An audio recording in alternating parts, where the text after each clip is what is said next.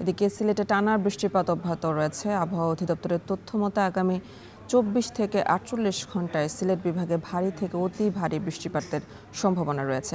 আর এ নিয়ে বিস্তারিত জানাতে সিলেটের চাঁদনীঘাট থেকে যুক্ত আছেন সহকর্মী সন্দীপন শুভ। বৃষ্টি অব্যাহত থাকলে কোন কোন নদীর পানি বাড়তে পারে আমাদের বিস্তারিত জানাবেন।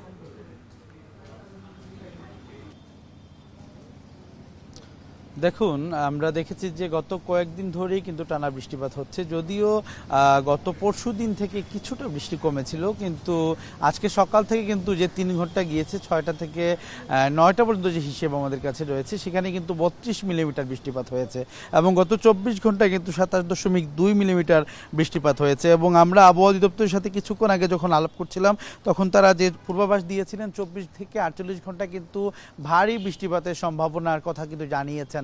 এবং আপনি যেমনটি জানতে চাচ্ছিলেন যে আসলে এই মুহূর্তে বিভিন্ন নদ নদীর ব্যাপারে, আসলে সিলেটের যে সুরমা, কুশিয়ারা, ধলাই সহ যে কয়েকটি নদী রয়েছে, সবগুলোতে কিন্তু পানি বৃদ্ধি পাচ্ছে। এবং আমরা দেখেছি যে যদি গড় পরিসংখ্যান বলতে যাই, সেক্ষেত্রে 4 থেকে 6 সেন্টিমিটার, এমনকি কোনো কোনো জায়গায় কিন্তু 8 সেন্টিমিটার পানি বৃদ্ধি পেয়েছে। এবং এখন আমরা যেখানে দাঁড়িয়ে আছি, অর্থাৎ সিলেটের সুরমা যে পয়েন্ট, সেখানে কিন্তু পানি প্রায় 90 সেন্টিমিটার বিপদসীমার নিচ দিয়ে প্রবাহিত হচ্ছে এবং সুরমা নদীর পানির স্তর এই মুহূর্তে 9.90 মিটারে উপনীত হয়েছে। এবং কুশিয়ারা নদী যেটি রয়েছে, কুশিয়ারা নদীর ফেঞ্চুগঞ্জ পয়েন্টে কিন্তু বিপদসীমার 73 সেন্টিমিটার নিচ দিয়ে পানি প্রবাহিত হচ্ছে এবং পানির স্তর কিন্তু এই মুহূর্তে 9.72 সেন্টিমিটারে পরিণত হয়েছে। এবং এর পাশাপাশি যদি আমি কানাইঘাটের কথা বলি, সেই কানাইঘাটেও কিন্তু এই মুহূর্তে পানির স্তর 12.38 মিটার এবং 37 সেন্টিমিটার নিচ দিয়ে কিন্তু কানাইঘাটে পানি প্রবাহিত হচ্ছে। এবং আমরা যেমনটি দেখেছি,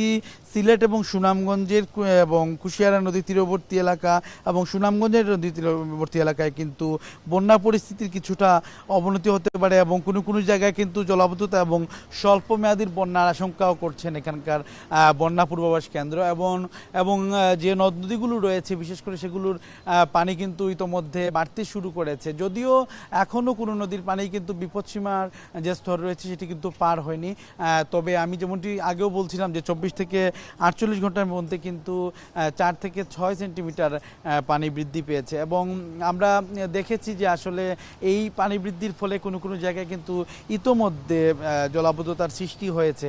বিশেষ করে যদি আমি সিলেট বিভাগের চিত্রটি আপনাকে একটু জানিয়ে রাখি, যেমনটি মৌলভীবাজারের কথা বলতে হয়, মৌলভীবাজারে কিন্তু ইতোমধ্যে যে বন্যা পরিস্থিতি সৃষ্টি হয়েছিল, সেটি কিন্তু পানি কমে গেলেও ক্ষতের কিন্তু পরিমাণ বৃদ্ধি পেয়েছে এবং ক্ষতের চিত্র কিন্তু আমরা এই মুহূর্তে দেখতে পাচ্ছি। এবং সিলেটের হবিগঞ্জ এবং মৌলভীবাজারের যে ক্ষয়ক্ষতি হয়েছে, সেটি কিন্তু 100 কোটি টাকা ছাড়িয়ে গেছে। এবং সিলেট জেলাও কিন্তু এই মুহূর্তে আশঙ্কার মধ্যে রয়েছে। সিলেট জেলায় কিন্তু যে কোনো সময়, যেহেতু আমরা যেটি খবর পেয়েছি যে ভারতের চেরাপুঞ্জি সহ মেঘালয় সহ সেই দিকেও কিন্তু ভারী বৃষ্টিপাত হচ্ছে এবং যখনই মেঘালয় সংলগ্ন এলাকায় ভারী বৃষ্টিপাত হয়, তখনই কিন্তু এদিকে ঢলটি নেমে আসে এবং উজানের যে ঢল বা পাহাড়ের যে ঢল, সেই ঢলের কারণে কিন্তু আমরা দেখেছি যে প্রতি সময় এই শহর এবং শহরতলি কিন্তু ডুবে যায়। এটি আসলে সিলেটের জন্য শঙ্কার ব্যাপার।